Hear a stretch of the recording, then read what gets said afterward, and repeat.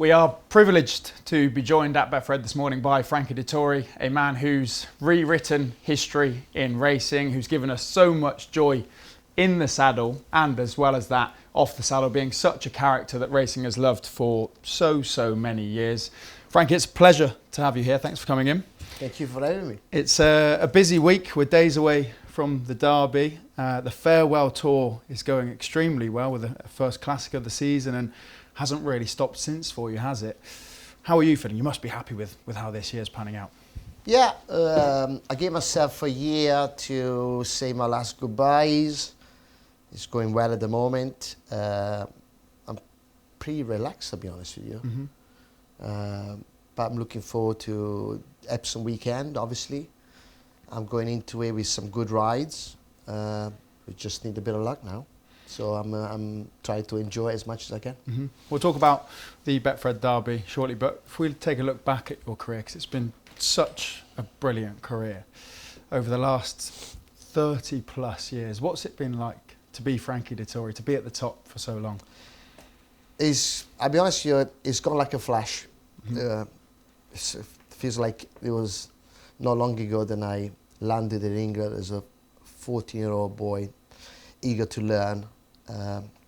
Over 30 years in the saddle, many successes, the highs and lows. I enjoyed every minute of it. Mm-hmm. And I thought, well, by talking to my family members, decided to call it a day because I like to finish at the top. I like to be remembered when I'm still doing well, not sitting on the bench, not getting a ride. Mm-hmm. And my heart wants to carry on, but it's not normal. It's been my life for so many years, but my brain is telling me this is the right time to do so and give myself a chance to do something else. Mm-hmm.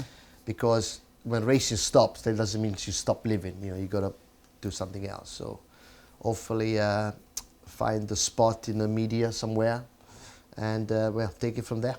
And what was that 14-year-old boy like that came over? Well, funny enough, I didn't really have that. Of course, I wanted to be a jockey, but no, in a million years, I realized I was going to do so well. Mm-hmm. And it becomes like a snowball. You start small and it becomes bigger and bigger and bigger, and ambitions become bigger, and the adrenaline, and you get addicted to winning, and that's what made me the way I am now. But I never set up to become who I became. I didn't realize that I was going to do so well.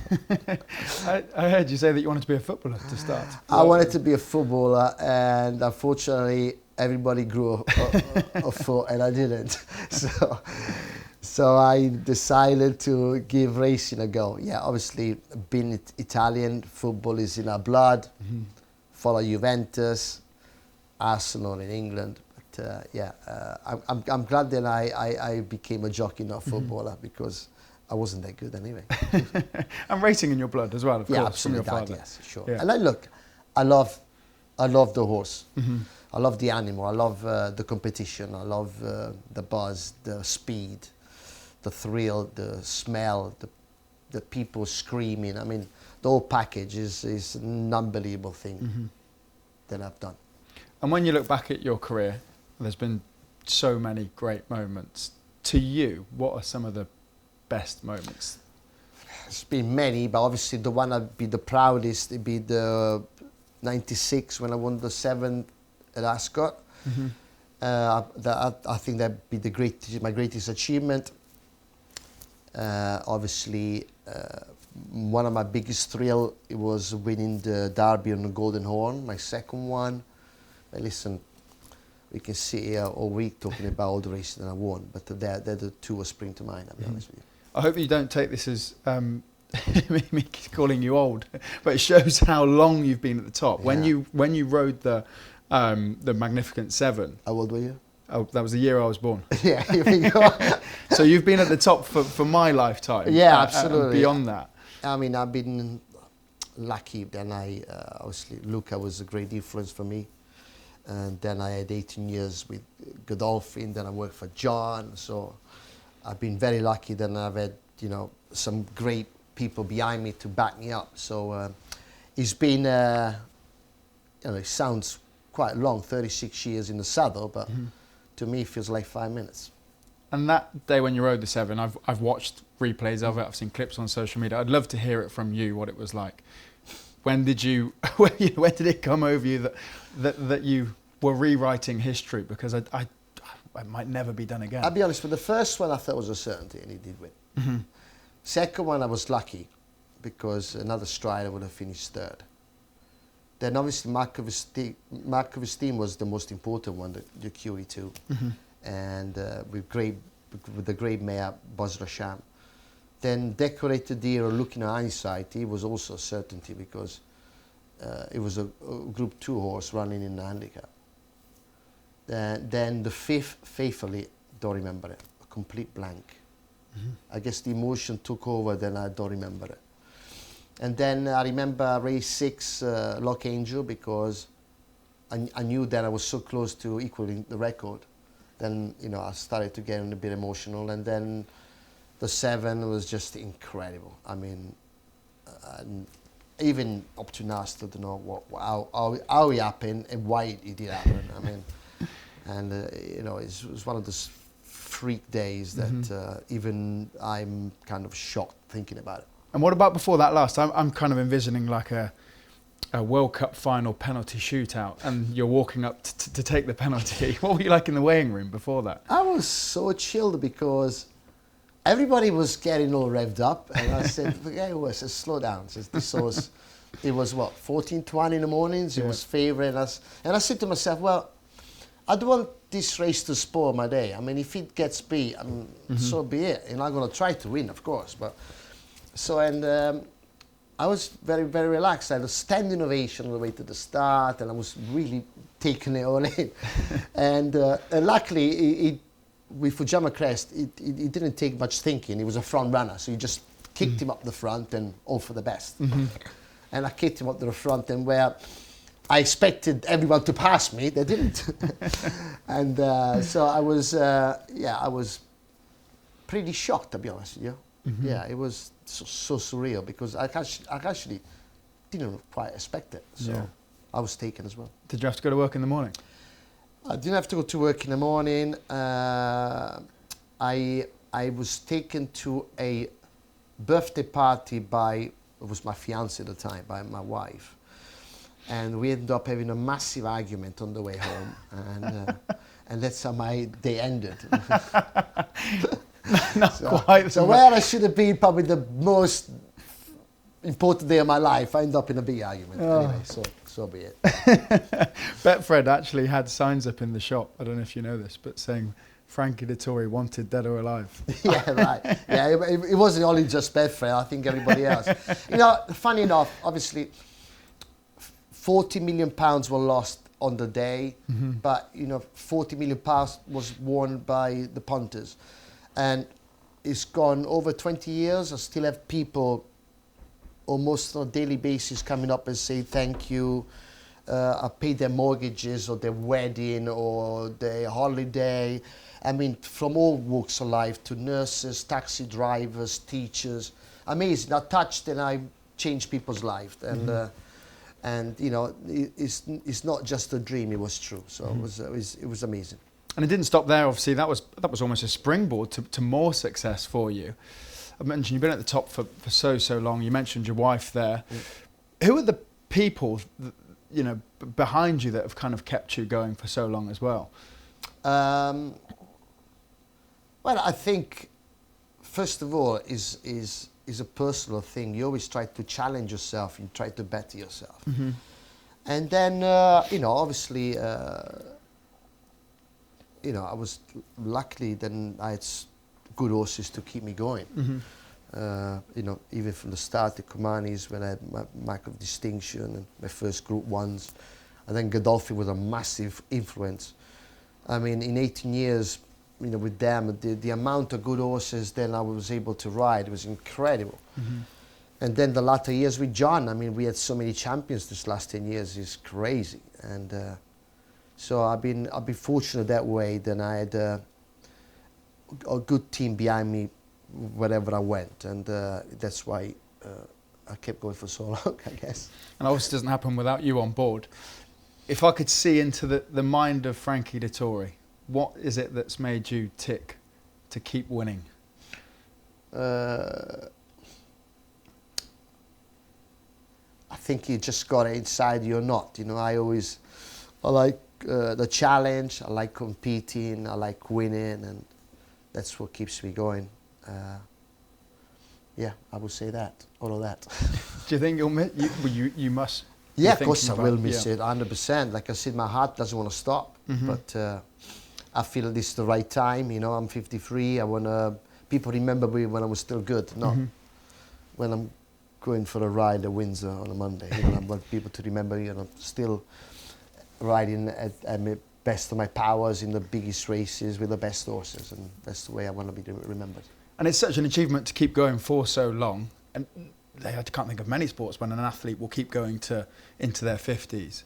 What's the secret to that? Because people will look at you and say, you look as good as ever, you're riding as good as ever. Oh yeah, I'll be honest with you, I've trained twice as hard as I did 20 years ago, because obviously physically you have to keep fit, and I think the mental strength is probably just as important. You know, I always try to challenge myself and try to, for example, I went to America this winter, there was a challenge for me, and I needed that to just, you know, get myself up there again, and it worked. So, you know, I always try to prove myself and challenge myself with different things. What sort of thing, you know, you mentioned your training. Is that running? Is that you in the gym? Yeah, I go to the gym every day. I got my own treadmill, then I use at home.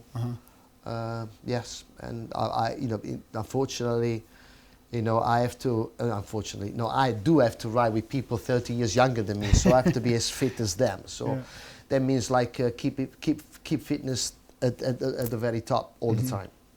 Let's talk about the Derby. Yep. A race that was, maybe you could say, your nemesis for a while. It was the classic that you hadn't won, and there was that.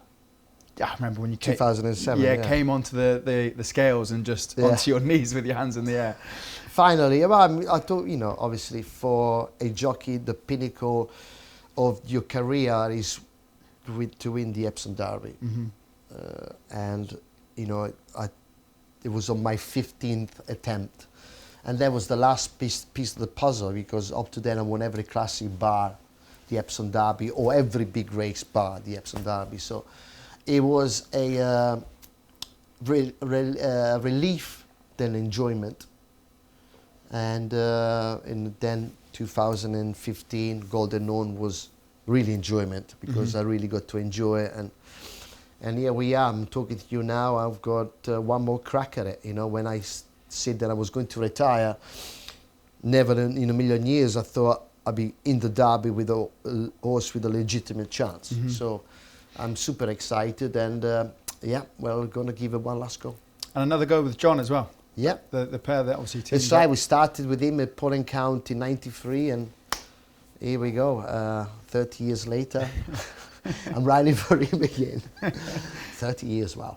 And what's Derby Day like? You mentioned it was probably relief on the first time, enjoyment on the second time. Well, there's all sorts going on. I mean, there's funfair, there's gypsies, caravans, there's raves, people cooking barbecues. I mean, there's all sorts going on. And so it's unique, you know. It's galloping through a sea of people. I mean, it's really mentally when you think about it. But you try to take that away from it, because you have to focus on the race. So it's, you know, pretty intense. And beforehand, in the weighing room, you're obviously one of the most experienced in the weighing room now. There'll be younger jockeys in there. There'll be people riding their first Derby. What's that feeling like? Is it? Do you chat? I mean, is there a bit of fun in there, or is it game face on? Everybody's pretty intense, and you know, the place goes quiet a little bit. Yeah, I mean, it's, you know, even for me, then I've done it for 30 years. I'll still be feeling a bit of dry mouth, and the heart is pumping, and you know, it's natural. You know, it's super exciting. It's super important. So there is that feeling of nervousness, and you can feel it, you can touch it by seeing everybody else. And the winner's circle at Epsom The is famous winner's circle. it's I think that's made for the flying dismount. Yeah. If there ever Luckily- was an arena for it. Yeah, luckily it's good because it's grass, so it's soft landing. Sometimes I have to do it in concrete, and my old knees and ankles, they're not so kind about that. But yeah, it's an amazing, that little circle, famous. So many great champions have been led in by great jockeys, trainers and owners. So yeah, very, very important, that little circle. Have you ever picked up an injury jumping off a horse? Get in trouble, I'd imagine. From Well, I couple of times went wrong, landed on my backside a couple of times, but luckily so far, no. I've been quite lucky. Beyond the Derby and Epsom, one place I'd love to get your kind of thoughts on, or your memories on, is Royal Ascot. You've had lots and lots of big days here. What's that place like as a jockey, especially riding the big winners? Well, two different things. Obviously, Epsom is one race. Yeah. You get to Ascot, is 35 races, 5 days, full on. Every race is big. Yeah, I mean, it's exciting, but it's draining because, you know, you have to focus, and there's a lot of runners, a lot of pressure, and but I love it. I love it. I love the whole thing, the crowd, the tradition, the royal procession, and I think the racing is absolutely amazing. So, and that's why we do it. You know, everybody set out at the beginning of the season, try to find Royal Ascot runners, and that's what it's all about. Beyond Ascot, beyond racing, what's next? You must have thought about it. I asked Betfred if they could price up a Frankie Dettori, Betfred Derby winner, and I'm a Celeb, Get Me Out of Here winner. At the moment, 21st of October is my last day at Champions Day. Then I'll be some riding maybe in America, Japan, Hong Kong, depends. I don't even know where my last day is. But you know, it'll take a little time, a bedding in time to really realise that I have retired. But I've got 5 children, so I'm going to annoy them pretty much. That'll keep me entertained for a bit. I like to travel the world a bit and perhaps find a slot in the media, you know, obviously in racing, pundit, commentator. So that's You'd like to stay in racing then? Yes, that's my plan, yes, at the moment. Brilliant. And I've watched really enjoyed your documentary talking about the relationship with your dad. I imagine you'll probably be the same with your kids now. If you'll be badgering them for things to compete. Yeah, at. absolutely, yes. I mean, yeah, they're, you know, 5 is a big number, so I've got plenty to go around there. You know, like I've been on the road for 30 years, so it's been nice to actually stay closer to my family. Is there anything you can't do as a jockey that you're now really looking for? I suppose travel. Well, listen, I travelled the world, but basically went from one track to the next. But yeah, there's so much I like to see, and you know, I'll have more time in my hands, and I will do that. Will you spend some time back in Italy? Yes, of course. Yes, you know, it is my homeland, and Italy's beautiful too. So yeah, I will spend some time in Italy. Yes. Exciting future ahead for you, and you won't be struggling for a spot in the media, I'm sure. I'd get in trouble if I didn't get your thoughts on the Betfred Oaks and the Betfred Derby before we wrap up. Soul Sister. Yep. There's obviously a relatively short price favourite in Save the Last Dance, but right. She was very, very impressive at York, a different horse to Newbury, wasn't she? Yeah, very much so. I mean, John always kept the faith in her, and I was taken, actually. I thought it was a great performance. For an experienced filly, she quickened twice, showed a good turn of foot. Yeah, I'm looking forward to it. Obviously, Save the Last Stand looks almighty impressive when she won at Chester. She brings to the table an amazing form, and she's the one we all have to beat. You know, I will find out tomorrow, basically. And then moving on to the Derby, the Betfred Derby. Arrest, he's done nothing wrong. The distance is no problem. Obviously, it goes without saying he's got a bit of a knee action. But we took him around Epsom. He seemed to adapt to it quite well.